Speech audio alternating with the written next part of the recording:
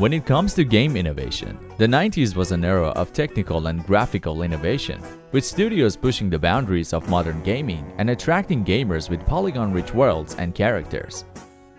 But for Doug TenNapel, the ambitions to create a one-of-a-kind game led to a partnership with a legendary filmmaker looking to break into the gaming industry. This ambition in visual design, sound, and strong collaborations led to one of the most interesting and innovative failures in this era of gaming history.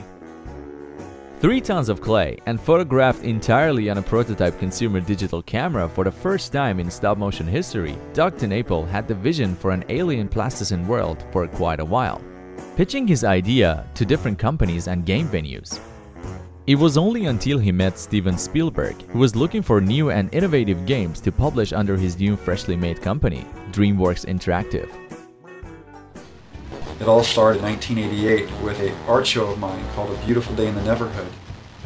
It was 17 paintings that depicted a little clay city with little clay people running around in it. Years later, myself and my team found ourselves at Steven Spielberg's house pitching this idea for a PC game, and Dreamworks Interactive loved it.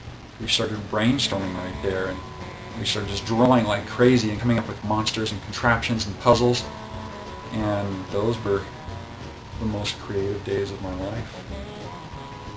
Such a creative and boundary-pushing game needed a similar soundtrack to go with it, and with the help of Terry Scott Taylor, they created one of the most memorable, award-winning soundtracks ever to be made. Hi kids. Hi Terry. My name is Uncle Terry. Hi Uncle Terry. And I do the music for the Neverhood. It's recognized by its use of quick and upbeat tones and humorous lyricism that borderlines on mumbling.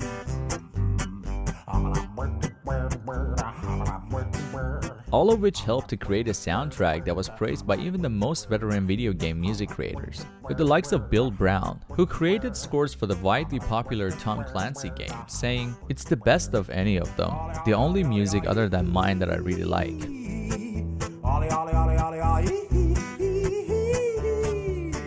Of course, the game is most recognizable by its art style, which is the first thing we see when we start a new game.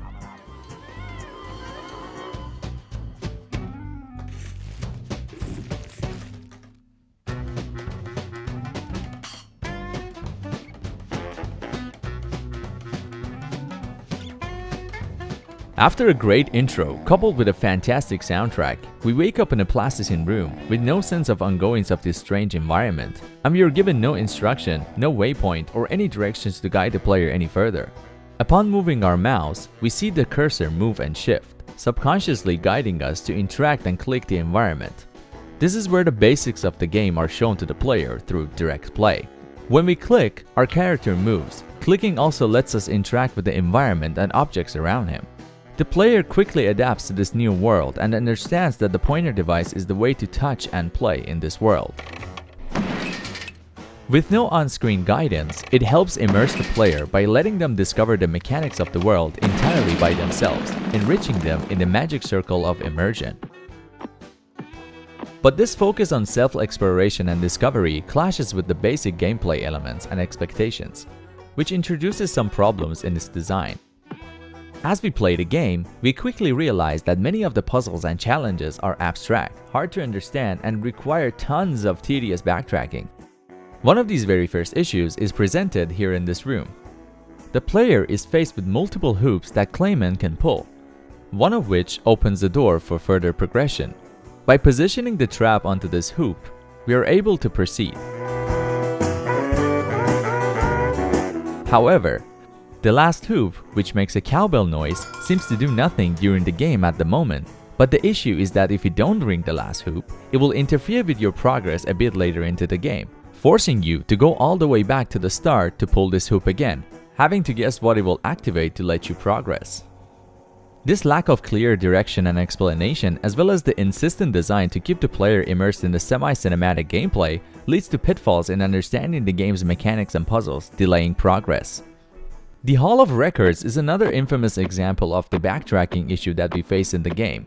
It is a 10-minute stroll down a long corridor which contains the entirety of the game's mythology and story. Players can stop and read the stories, But reaching the end of the hallway is an essential part of the game since it's the location of a videotape. Videotapes in this game are collectibles that our main character, Clayman, can pick up throughout the game. However, there is no way to tell that these tapes are necessary for completing the game, so the players have to go through this senseless, seemingly never-ending stroll. When you finally reach the end of the hallway, it becomes clear that the game hasn't stopped trolling you, forcing you to go all the way back again to make progress.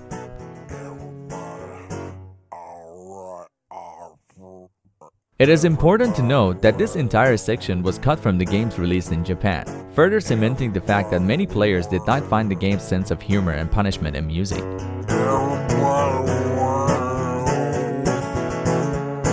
As Brian Sutton Smith discusses in The Ambiguity of Play, play should be enjoyable, voluntary, and full of choices for the participant. While playing the Neverhood is a choice, these challenges and moments are not, making it less desirable to play. The game is not only abstract and confusing at times, it is also cruel. It makes the player do tedious actions that require extensive backtracking and replaying of repeating sequences.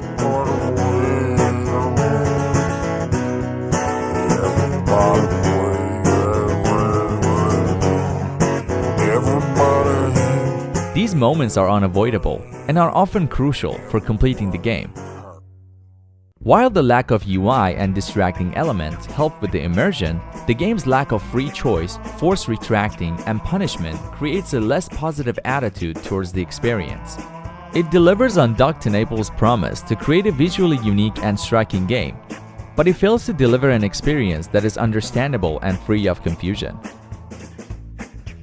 Despite these gameplay issues, the Neverhood's visual style, musical presentation, and slapstick humor help soften the harsher parts of the game, making the gameplay experience a memorable and entertaining one.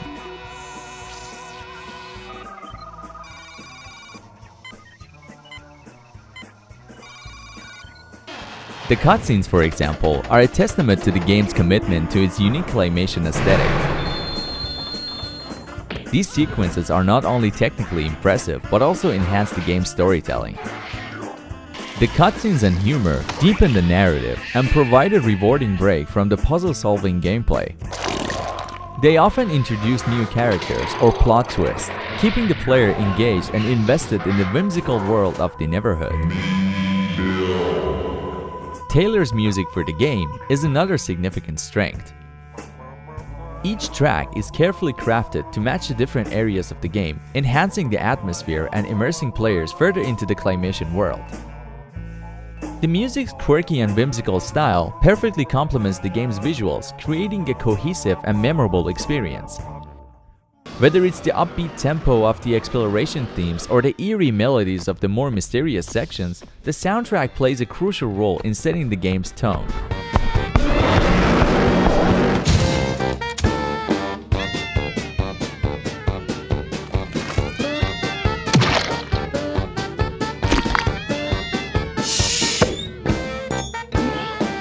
In addition to the cutscenes and music, the extra animations for the character Clayman deserve special praise. These animations not only showcase the painstaking detail and creativity involved in the game's production, but also add depth to Clayman's character. From his curious head tilts to his funny interactions with the environment, these animations bring Clayman to life, making him a relatable and charming protagonist. The attention to such details demonstrates the developer's dedication to creating an immersive and engaging player experience. Despite the game's unique setting, style, and gameplay, it failed to reach mass consumer adoption, only being able to sell 50,000 copies, with more sales being tied to pre-installed versions of the game on gateway OEM computer systems. Many remake and film adaptations were attempted, but each has failed to come to life. The only continued legacy of this world was the sequel game named Skull Monkeys. The game followed the villain, Clock, at the end of the story, abandoning the Neverhood's point-and-click genre, switching to a more popular side-scrolling shooter theme. Despite the commercial failure, the Neverhood captured the hearts and minds of many who continue to feel nostalgic about the game even to this day. This fond memory kept the game alive through a virtual software called ScumVM. a game engine emulator dedicated to the preservation that enables players to play these lost games. It is one of the reasons why we are able to do our review today. Without it, many unique, experimental, and boundary-pushing experiences like the Neverhood would be lost to time.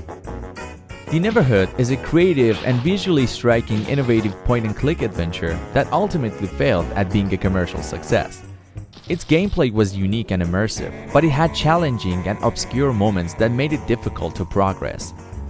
It's a game that even actively punished you at times, and borderline mocked the player, which fit the game's dark slapstick humor and atmosphere. But it's so hard not to love this game, despite all of its shortcomings. With its fantastic soundtrack and visuals, it sure is a forgotten gem that deserves a proper remake.